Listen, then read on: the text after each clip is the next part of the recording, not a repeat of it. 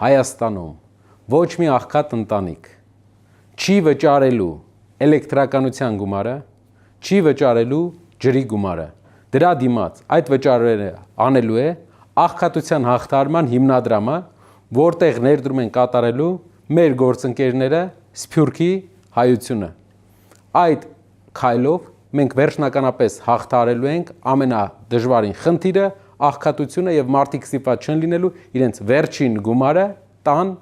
էլեկտրականության եւ ջրի համար։ Ես երաշխավորում եմ այս ծրագիրը։ Այո, ես գտնում եմ, որ պետք է անվճար դարձնել։ Օգնություն կլինի անապահով ընտանիքներին եւ ընդհանրապես շեշտը պետք է դնել հենց սոցիալական ուղղվածության վրա, որպեսզի ժողովուրդը նորմալ բարեկեցիկ ապրի։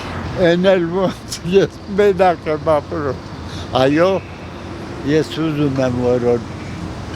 մենակ մարդ եմ, տիկինս չկա, տղս էլ մահացավ։ Իհարկե ուզում եմ, որ անեն մալադես կլնեն, էլի։ Շատ վատ են ապրում մարդիկ, բոլորն է տեսնում են, էլի։ Ավելի շատ են արդեն աղբամաներից բան հանում, քան թե առաջ էր։ Այն, որ 5 երեխա ունեն, 6 երեխա ունեն, այն նրանց թող օգնեն։ Ես էլ եմ կողմ, որ ասենք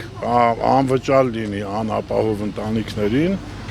առավել ևս զոհվածների ընտանիքներին, միակողմանի թե երկկողմանի ծնողազուրկ ընտանիքներին, ասենք երեխաներին։ Ես ավելի շատ կողմ եմ սահմանամերձ շրջաններում, սահմանը պահող գյուղերի բնակչության ինչ որ չափով լույսն ու հոսանքը կոմպենսացնել, ես պատրաստ եմ նույնիսկ ես կիսով չափ դա վճարել, որտեղ իրանք սահման են պահում։ Անպայման։ Մեկը թոշակը չի հերիքը, որ այդ ջուրը հոսանքը բանը վճարեն։ Իհարկե, դա շատ լավ բան է, եթե տենց բան անեն։ Ես թոշակառու եմ 83 տարեկան։ Կակոյնի 10,000 թոշակա տվել, այդ չի ապահովում։ Կուզեմ, որ մի քիչ դա է էլի։ Ես էլի տղամ եմ արդեն, բայց երեխա տեր կա,